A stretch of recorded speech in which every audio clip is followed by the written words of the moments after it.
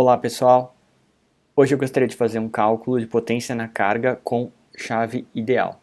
Então, por exemplo, se a gente considerar uma fonte de tensão constante, por exemplo, 100 volts, e aqui uma chave que fica abrindo e fechando para entregar potência para uma carga, por exemplo, uma resistência aqui, gerador, uma resistência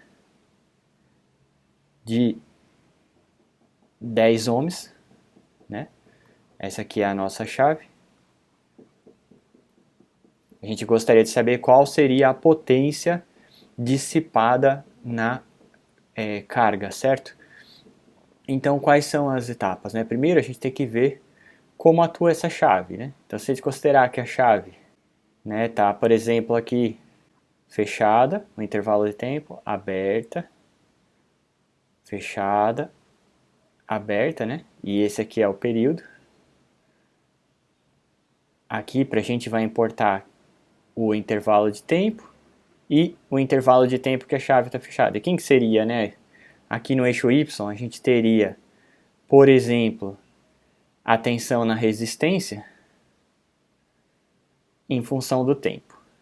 E aqui a gente precisa saber quem é esse dt. Certo? O d normalmente é o duty cycle ou ciclo de trabalho, certo?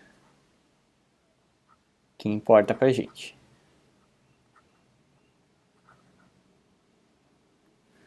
E o t é aí o período, de abertura e fechamento da chave. Certo? A gente não precisa saber o valor exato, mas a gente precisa saber o valor de d. Então vamos considerar aqui, por exemplo, um caso que tivesse aqui 30%. Então a gente já viu como seria o VR, mas vamos traçar aqui novamente. Então temos aqui no tempo, VR a tensão na resistência, temos 100 volts, quando a chave fecha. Aqui eu vou colocar segundos, mas não vou dar um valor exato para o tempo. Então a gente teria aqui, por exemplo, 0 dt, que seria 30% de todo o período, E aqui o período. E no caso, a tensão está em 0, certo? Boa parte do tempo aqui, depois sobe novamente. Então aqui a gente tem 30% de T e aqui 70% de T, do período, com a chave. Então aqui, chave fechada, e nessa região aqui de baixo, a gente tem chave aberta. Certo? Então, quem que seria a corrente? A corrente, considerando que é um resistor, corrente pela resistência, quando a chave fecha, se a gente está considerando uma chave ideal, Vou colocar aqui. A corrente vai ser a tensão, 100 volts, dividido por R, 10 ohms, ou seja, 10 amperes de corrente aqui. Então oscila entre 0 e 10. Quando a chave fecha, por um intervalo de tempo dt está em 10 amperes. Quando a chave abre, a corrente vai para 0, porque não pode passar corrente. Depois, quando a chave fecha novamente, ela sobe. Então a gente tem aqui o V e o R. E quem que seria aqui a potência? Melhorar aqui um pouco o meu desenho. Quem que seria a potência na resistência? A potência na chave é 0, porque quando está aberta a corrente é 0. Quando está fechada a tensão é 0. Então sempre ou a tensão ou a corrente na chave ideal é 0, então a potência é 0. P igual a V vezes I, Se a gente pegar aqui ponto a ponto no tempo, Quando a chave está fechada, a gente tem 100 volts vezes 10 ohms. Então a gente tem aqui 1000 watts, faltando indicar aqui ampere, indicar aqui watts, né? E aqui também segundos. Então a gente tem 1000 durante o intervalo dt, né? dt e aqui t, e aqui é a mesma coisa, dt e t, certo? E oscila entre 0 e 1000. Então o que acontece é o seguinte, a potência na carga instantânea é igual a 1000 watts de 0 a dt, e depois é igual a 0 watts entre dt e t, mas essa não é a potência média, é a potência instantânea.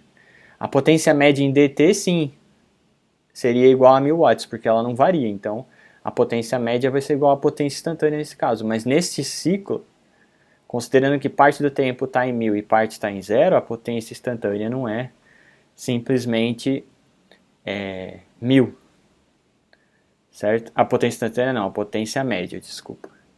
Então, o que a gente tem que fazer, né? Tem dois meios de calcular qual seria a potência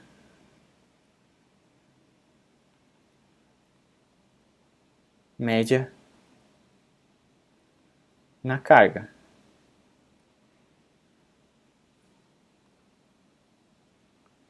Certo? Como que a gente faz isso? Primeiro, a gente tem que calcular o valor médio aqui. Então, a gente pode calcular o valor médio da resistência, o valor médio da corrente, o valor médio da potência.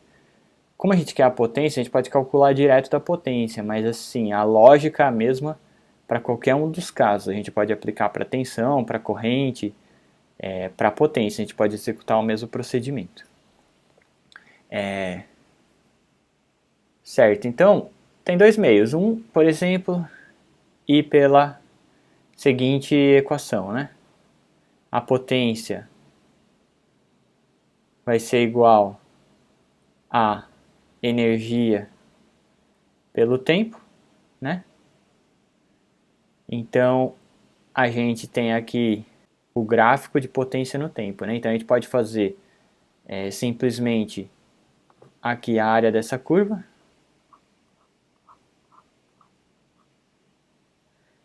E nessa região aqui, como está em zero, né?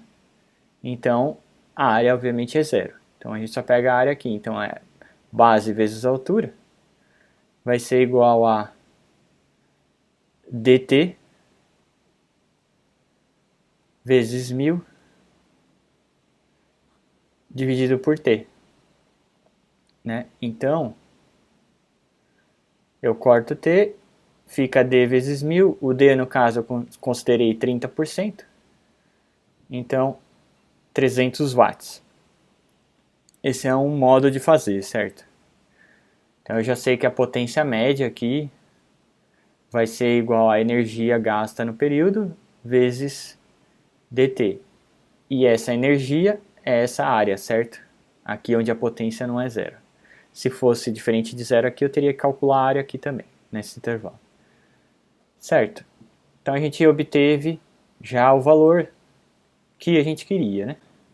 Qual seria, então, o outro meio de calcular, né? O segundo meio. A gente calculou a potência média pela energia, ou seja, uma outra forma de ver isso aqui é assim, né? É 1 sobre t, a integral da potência instantânea de t dt. E de um intervalo que compreende o período, né? No caso, eu pus de 0 a t, porque a gente desenhou aqui de 0 a t, né? Basicamente. Então, vou integrar aqui de 0 a t. Poderiam ser múltiplos inteiros do período também. Qual que seria uma outra forma de ver? Bom, eu citei valores médios de tensão e corrente, mas não é o correto. Uma outra forma de calcular a potência seria, né, essa potência média vai ser igual a V RMS ao quadrado sobre R, né? Não se pode calcular o valor médio da tensão. Até porque isso poderia ser zero, né, o valor médio, e a potência dissipada na carga não ser zero, obviamente. Então, a gente precisa calcular o VRMS. O VRMS, né, é a raiz de 1 sobre t, integral de 0 a t, de V instantâneo ao quadrado, dt. Ou seja, né, vai ser igual a raiz, 1 sobre t. A tensão é diferente de zero só entre 0 e dt. Então, de 0 a dt. A tensão é igual a 100 volts. Então, 100 volts ao quadrado, dt. A integral de uma constante, né, vai ser igual a t.